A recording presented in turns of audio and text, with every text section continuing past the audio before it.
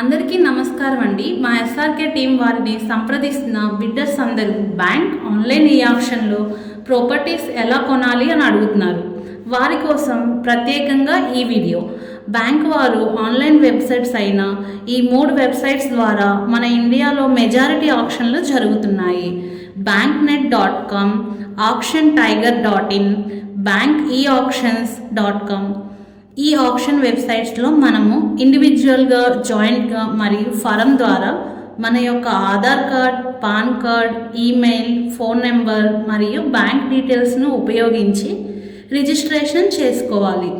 మనకు user ID మరియు password create అయిన తర్వాత ఈ ఆప్షన్లో ఆప్షన్ అమౌంట్లో 10% బజానా అనగా ఈఎండి పే చేసి ప్రాపర్టీ యొక్క ఆప్షన్ ఐడితో జమ చేయాలి.